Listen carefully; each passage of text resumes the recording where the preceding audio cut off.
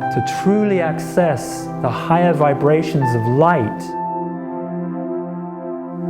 is to transcend your pain, transcend your karma. It's like passing through the eye of a needle. It's good to see you. Thank you for coming. Thank you for taking part in this. I can feel a little trepidation from people who are new to it. What the f have I got myself involved with? All that we're going to be doing is showing you a reflection. That's it. That's it. Showing you a reflection through different experiences, through different explorations of the nature of reality. What's really going on? And who are you in relation to that?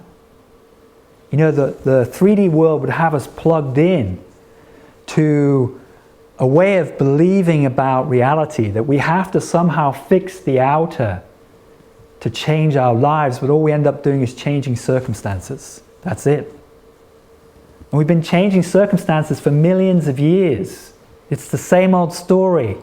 Lack of trust, greed, excessive consumption, same old story. What is it doing? Destroying the planet. Yeah, destroying the planet.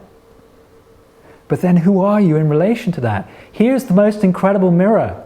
You cannot continue life today just like it was yesterday. You certainly can't if you're in Houston right now, right? You're on your roof or in a boat. You can't if you're in South Asia. They don't write about that too much because it's not so sexy. But there's millions of people displaced by floods in South Asia right now. What about the millions of refugees coming out of Africa? What about them? You cannot live today as if it was just like yesterday. You cannot expect the circumstances will be exactly the same. Because progressively they're going to change. And there will be fear about that, yes. Because someday you're going to go to the cash point, put your card in, and there'll be nothing. Someday you're going to go down the supermarket, there'll be no food on the shelves. Someday you're going to go to the gas pump, and there'll be no gas in the tank. And what are we going to do? It's coming. It's beginning to happen in different places all around the world already. It's already happening. Why? Why? Because humanity is excessively consuming stuff. Pick up anything, a bottle, this, canister, anything you care to mention, the clothes you make, anything in this room. If there's 10 joules of energy in that container, 10 joules, it cost 100 to make it. It cost 10 times to make it. Why? Because we got so good at exploiting oil. So good at exploiting oil. Do you know how many barrels of oil are consumed every day in society? A barrel of oil this big, right? You can just visualize it now. How many of those do you think every day in society? 100 million. 100 million every single day. They transport stuff to our front door. They put clothes on our back, food in the supermarkets. That's nonsensical. Consuming 10 times the amount of energy that we actually get out of something because we can exploit oil. It isn't going to work much longer. 3D reality is unraveling rapidly, progressively, ever faster now. Ever faster now. And that will cause some fear, concern. I can already feel it in the room. Yeah, oh shit, did I come to the right event? I'm supposed to be feeling the expansion. So I ask the question, who are you in relation to this? Who are you? Are you this small I? Are you this identity? Are you this name that sticks the cash point card in the cash point machine? Are you that? Are you that bank statement that comes in through your door at the beginning of the day? Are you that? Are you that which everybody relates to and expects you to be exactly the same today as you were yesterday? Are you that? Are you a name? A name that was given to you at birth? You didn't even choose it for yourself? Are you that name? Do you relate to that? Do you relate to father, mother, brother? What does that mean? What does father, brother, mother, sister mean to you? What does it do inside when someone says that to you? Hey dad. Hey dad. Hey mum. I want this. Get me that. Please or not please. What does that do inside? Do you know? Are you aware? When your boyfriend calls you a name or sweetheart or love or whatever, do you know what it does? Do you feel it? Because if you don't, just small I. Just small I, that which just everything is expected of you. And guess what? Small I can be victimized by just about everything out there.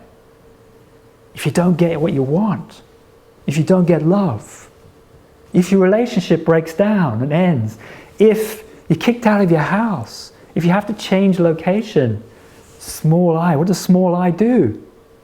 Shit. Shit, you know. What am I going to do now? No money in the bank account. What am I going to do now?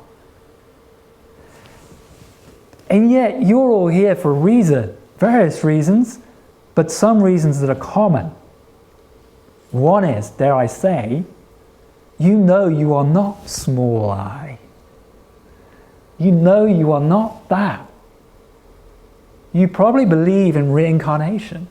You probably believe that you come back time and time and time again.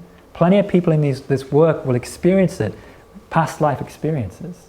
You possibly believe that.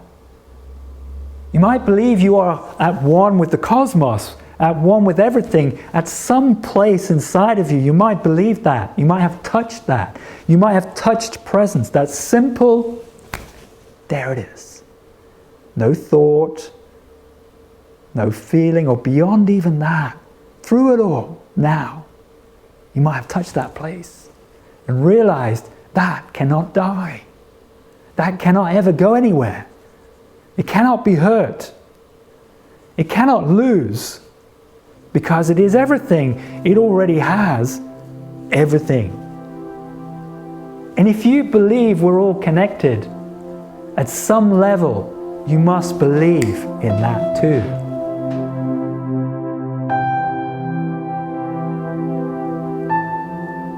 But we make a choice. We are constantly making a choice. I'm in this body. What is this body? I decide what this body is when I become unconscious of it. Here I am in a body, walking, moving. Am I conscious of how my body is moving and walking? I put my hand over the flame. Where's the flame? Here's the flame. I put my hand.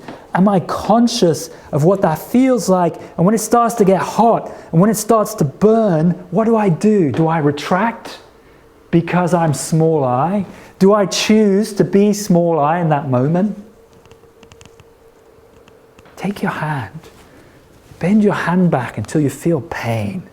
I want you to feel pain. Yeah. Feel pain. Yeah. I mean real pain. Now, I want you to do something without easing the pressure. I want you to do something. I want you to put your attention right in the heart of it. Right inside the pain. Right inside it. And let go in it. I want you to let go in it. And notice how it changes.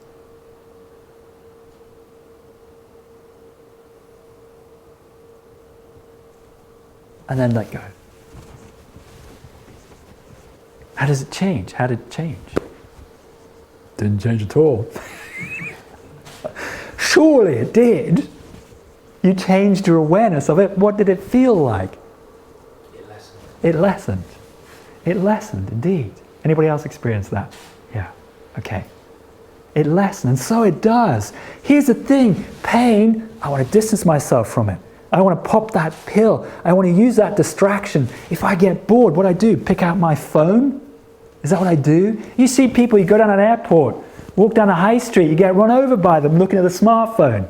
What is that doing? What is that loop doing? Text comes in.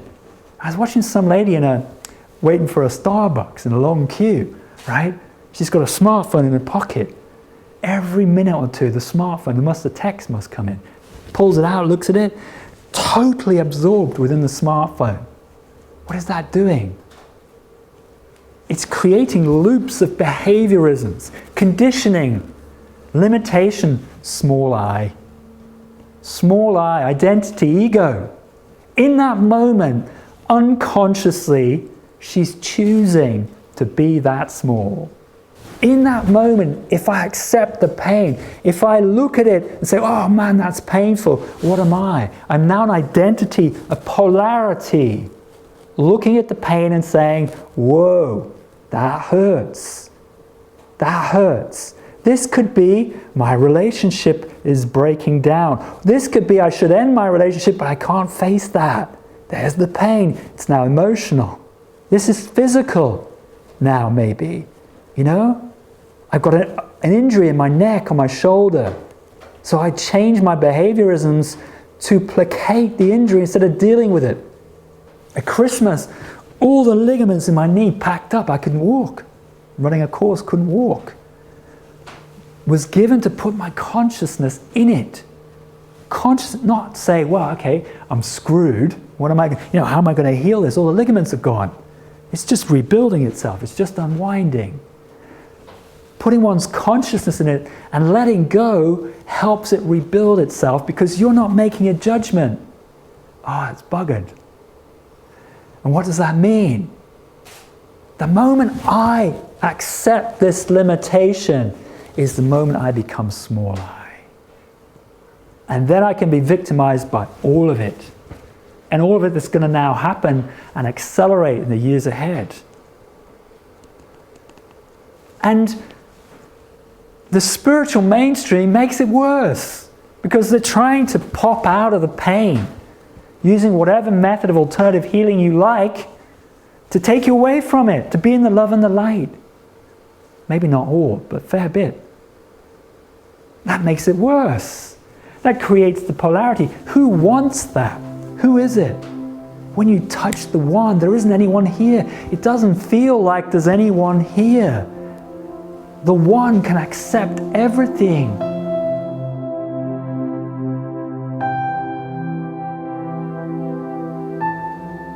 The one is afraid of nothing. In you, the one in you, who you really are. How do you get there? By aligning with the soul and passing through the resistance, the smallness, the pain, the challenge that presents to you. Because here's the thing, you have manifested the pain. You have manifested the contraction, whether it be a breaking down relationship, the ending of a career, leaving a job or whatever it is, or leaving your house, or you manifested the flood. Everybody's saying, oh, this is horrendous. That people are washed out. Why are they washed out? Because there's no ice cap, polar ice cap anymore. Why not? Because of the excessive level of consumption. Cars that are driven in America, for example, the planes that are flown, and everywhere else. We manifested the flooding. We did. We manifested everything we experience. And if it causes you to contract, here's a golden opportunity. Here, you picked it, you chose it for a reason. To realize who you are, who you really are, not small I. You're not that. You are not that. You are extraordinary. You are cosmic. You cannot die at the level of presence. You cannot be victimized unless you choose to be. This is the greatest liberation possible. The most incredible liberation, because eventually you get to the point where you realize, wow, as soon as some tightness comes up, as soon as some fear comes up, as soon as some resistance comes up, I am not going to avoid it. I'm going to right into it. I'm going to face it. I'm going to look into it. Yeah, it's going to make me contract. Yeah, I'm going to shake a little bit. Yeah, I'm going to be nervous, fearful. Yeah, but hey, what? I don't choose to be small anymore. I don't choose to be that. I've had enough of that. I'm going to face it. Because when I really look into it and face it and dare to take the path that actually generates it, that causes it, if I dare to do that, I have an incredible opportunity. Because you know what? It's all a bloody illusion. It's all a bloody illusion. I just make it real. I just make the fear of it real inside myself. I don't have to do that. I can just turn straight into it. Say, right, bring it on. Bring it on. Let's go for it. And see what it brings on the other side.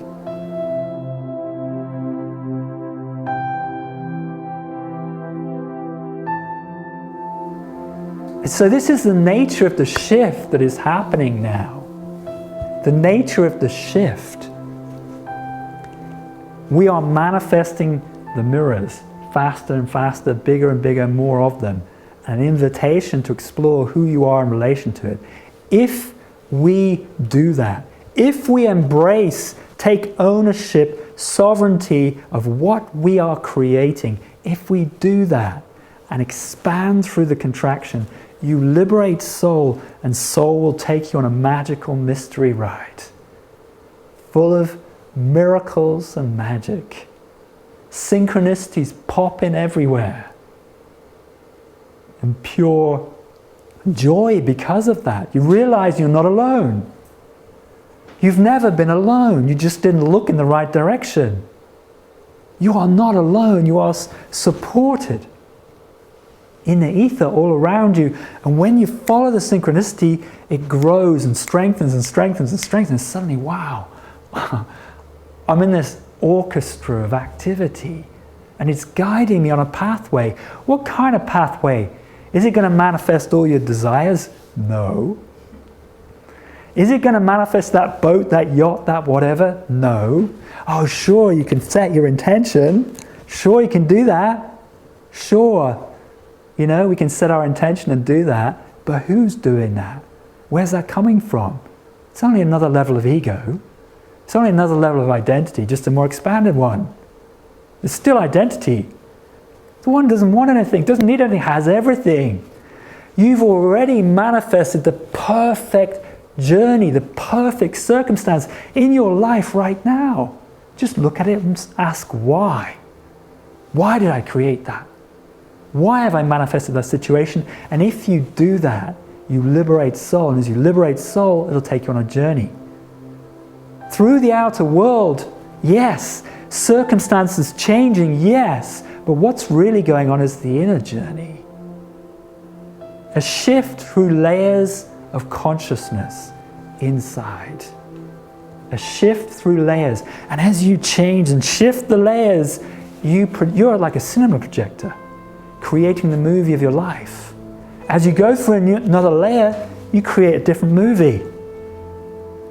Maybe even some of the same players, but experienced in a different way.